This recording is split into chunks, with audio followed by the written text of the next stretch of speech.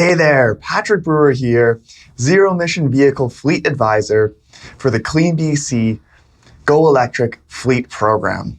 Today, we got a really cool presentation from the North American Council on Freight Efficiency. The presenter is Mike Roeth, an absolute legend in the industry. And if you know anything about the NACFE, they have tons of content and guidance out there on fleet electrification and just general good best practices in the fleet world for freight transportation. So without further ado, here's Mike.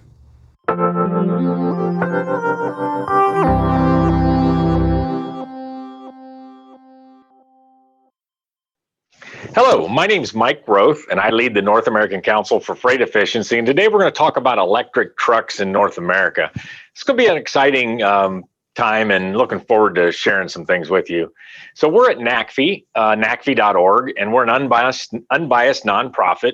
We work on improving freight efficiency as well as moving towards a zero carbon goods movement. And we work on scaling available technologies, guiding emerging ones, and we're going to speak a little bit towards the end about our Run on Less electric demonstration. So here we go.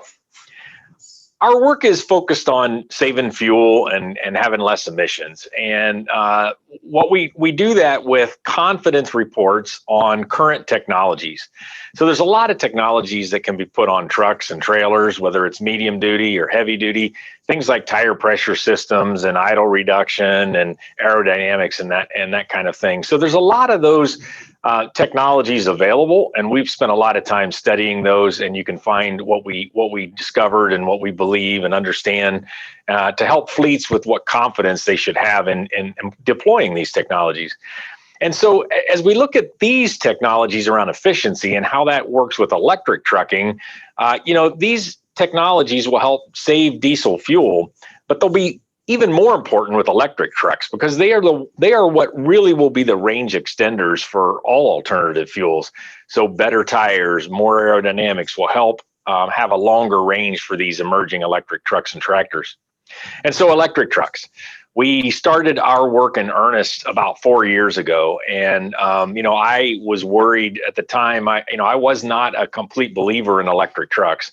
I felt it would maybe be a niche market and so forth. And as we've studied it, and over the past 5 years, with batteries getting better, with a lot of things surrounding goods movement, I now believe that battery electric trucks are our future. And I want to kind of describe for you how we've come to believe that at the North American Council for Freight Efficiency over the course of the last few years. It started with, these are 6 reports. And I call them reports, but really they were, pieces of work that we led with the industry. So with fleets, with truck builders, technology suppliers, some governments, universities, and others. And so we brought sort of them all together as we studied it and looked at electric trucks from really medium duty to heavy duty here in North America. And we did publish then 6 reports. These reports include various things like infographics, a few tools to think about decision making around electric trucks. And I'm going to walk through a couple of our findings from each one of these over the next few slides. But the first 4 on the left there were around electric trucks where they make sense, medium duty, charging. We then looked at Class 8. We concluded with looking at the regions where electric trucks will likely be deployed. And then finally, how hydrogen fuel cells fit in the whole picture.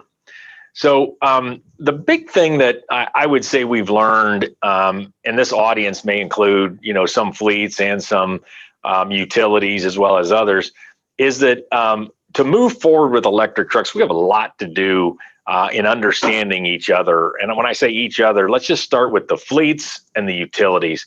And, fleets use electricity. They may run manufacturing plants or distribution centers, but we're talking about a whole new game here when we're, a lot more power, a lot more needs as we look to charge these trucks. And utilities the same, have not worked with fleet managers in the past. So, this relationship is one that we want to help mature. but one that we notice and really believe is critical to moving forward. Is a new opportunity for all of us as we look at electric trucks. So let's dive into those 6 reports a bit. So the first one, we just took a holistic approach about, where does electric trucks make sense? And, we concluded that they first make sense in medium duty, return to base, and that sort of thing. But as we looked at this, what became really evident, and really this probably takes place on anything new, is that in the early days, there are people that are really for it and people that are really against it. And so we have 10 items here in this piece of work where we looked at, what those that are for electric trucks and against it. And really, nothing really fell on the ends, right? I mean, it's somewhere in the middle. Let me bring up weight, for instance. Some will say, well, the batteries weigh so much you can't haul any freight. Well, that's not really true. And what we discovered here is the weight that comes out of an electric, or weight that comes out of a engine powered truck is pretty significant, even to the tune of like 500-600 pounds of fluids come out when you compare a diesel truck to an electric truck. So, a lot of interesting pieces. I'd have you look at the report to understand a little more detail. After that, and along that line, and one of the outputs of that first report was a way for us to describe how far in the future electric trucks really are. And so we offer here a few parity charts. So along the rows are, I think, 26 different elements that fleets use to buy trucks. Things like cost and weight, upfront cost, operating costs, how to repair and maintenance, all those sort of things. And what we did in this work as we concluded it was, okay, well, when will electric trucks be on par with diesel, if ever, in these elements, these 26 decision factors? On the left is medium duty, on the right is heavy duty. More parity earlier in medium duty, their return to base, smaller battery packs, less range, and longer on long haul. And we reassess these parity charts on an ongoing basis. So medium first, heavy later. And so specific to medium trucks, we then went in and really dove into the panel trucks, vans, box trucks, those trucks moving goods in medium duty in North America. And, this was before the pandemic, but we were already seeing changes in e-commerce and how goods are moved in our cities and urban areas. So these medium trucks actually became more important with the pandemic. But, here we learned a lot of what I've already said, close to base and so forth. We created here a total cost calculator that looks at electric trucks versus gas and diesel and itemizes a lot of different things in the decisions. And one of the things that we uncovered as we looked at the total cost of operation are unknowns. So these trucks are different. There's a lot of unknowns that we're not sure of, difficult to monetize kind of things. But the piece that I think was most important as we looked at those unknowns was there were more benefits than risks, more advantages to electric trucks than what we thought were risks to electric trucks. So things like noise and design flexibility and on and on. And, the fact that there's no emissions and that you can drive these trucks right into a warehouse, maybe remove emission exhaust that you have in a warehouse. That's a cost that comes down, but rarely discussed in electric trucks. And so something to really consider. Next, we tackled infrastructure, and we need to continue to work on infrastructure. It might be the single biggest challenge and barrier for electric trucks. I mentioned it earlier in the utilities and fleet discussion. This is a complex situation where a lot of parties, a lot of people, a lot of companies will need to be involved. Whether you're really, it's a little simpler, of course, charging one electric truck versus a whole depot, and maybe 50 or 100 electric trucks down the road. Things like, the facility managers, legal, construction, you get the EVSE manufacturer themselves, the truck builder. How are we going to deal with putting this infrastructure in while we're still delivering goods with diesel trucks? How the large amount of power, all that's a big challenge. So get started early, get started really early. Work on not only today's needs, but also in the future, and really be diligent about it. But I can't stress enough how important it is to get that team together and get started. And how we view this occurring over time is, I think that the whole industry is starting to figure this out. But basically, this return to base fleet depot charging will be first. Then we'll look at some opportunity charging, where maybe as the truck leaves the warehouse, gets to a store, maybe while it's unloading, it plugs in, does some quick, fast top charging of the batteries.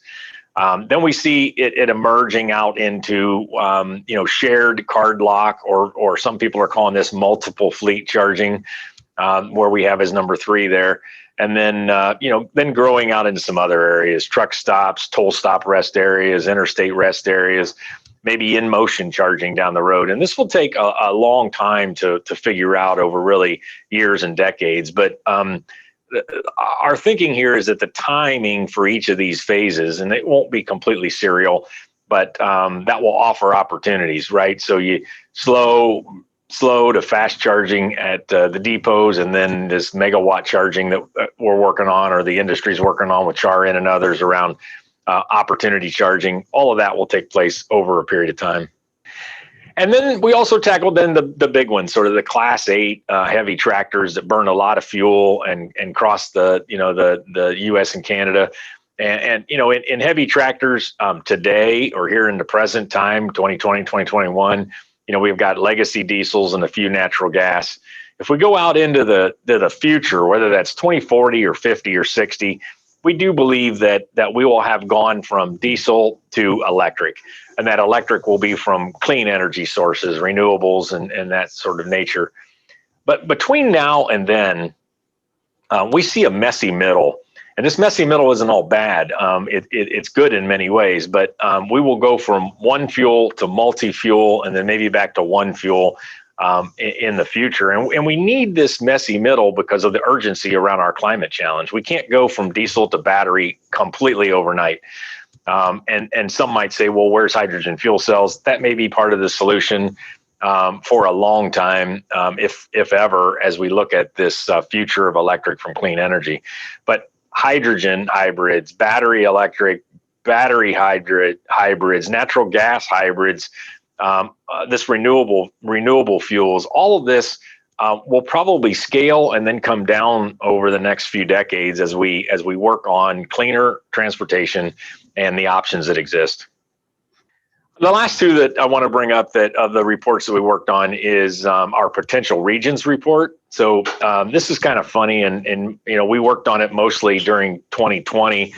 Published our results in August for the U.S., and then we added Canada in November. And I just challenge the team constantly: where after California? Where after California? Because we really do see California as an early adopter. The regulations are in place. There's make-ready programs with the utilities. And so sort of the idea was, so why and where? So if you're a big, maybe national fleet, and you're trying to figure out, where do I go next? We tried to create a proxy. And the darker color are the areas that we felt, given the framework that I'm going to show here in a minute, would be earlier adopters. So the West Coast, Canada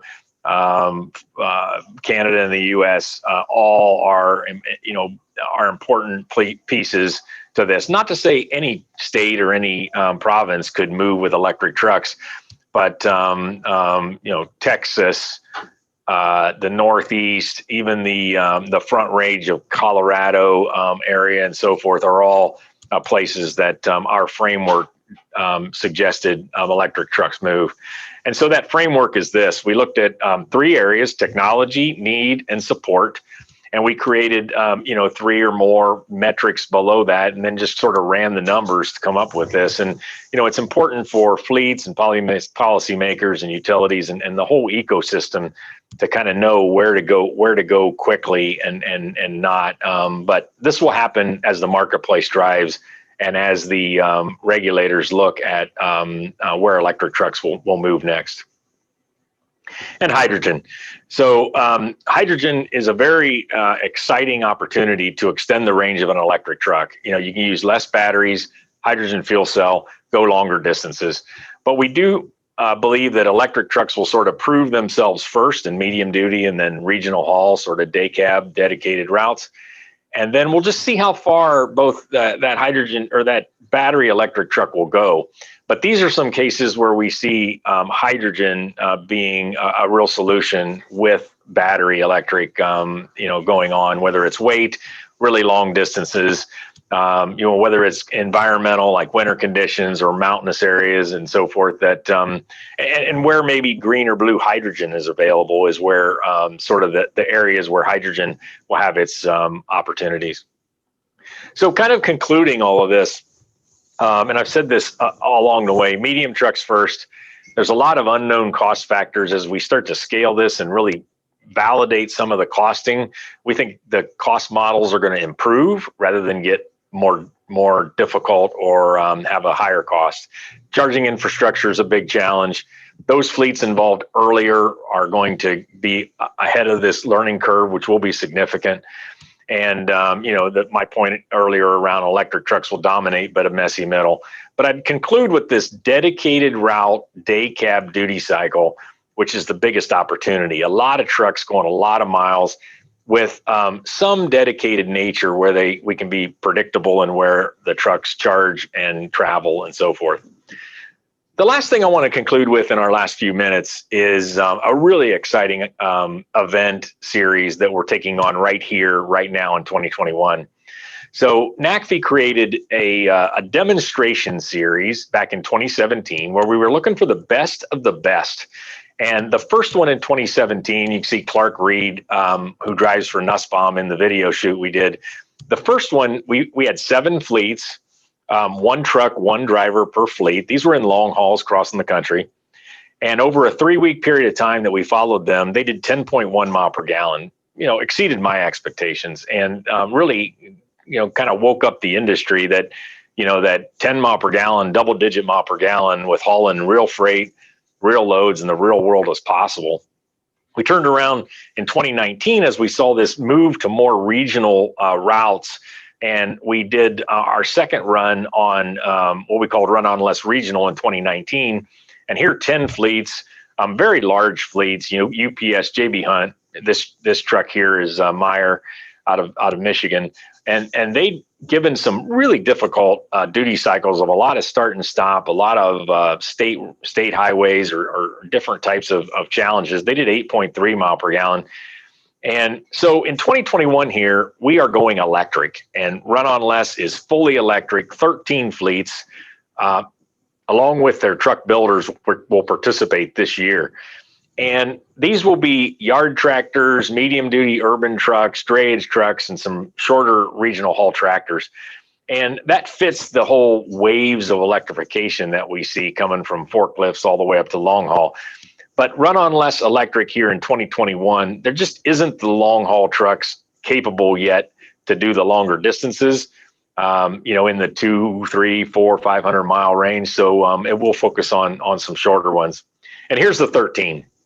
I'm very excited that we have this group of fleets along with their truck builders operating these trucks in September across the United States and Canada.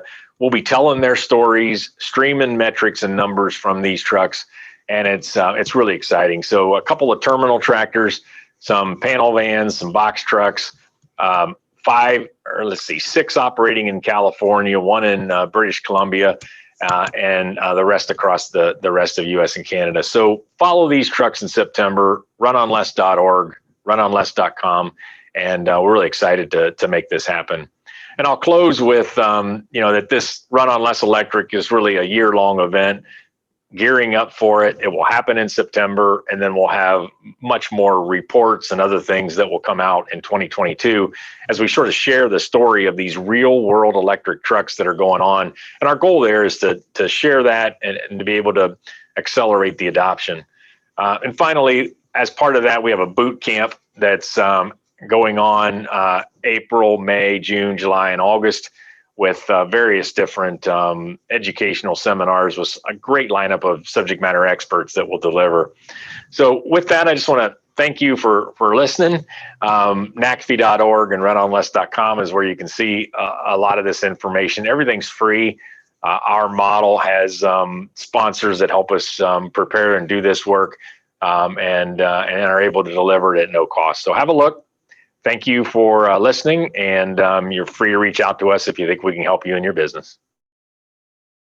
Hey, Mike, thank you so much for taking the time to present to the West Coast Electric Fleets community here. And I'm sure many of us are excited to see your Run on Less programs, the webinars, the boot camp that you got coming out, as well as looking at some of those guidance documents that the NACFE has produced in the last couple of years.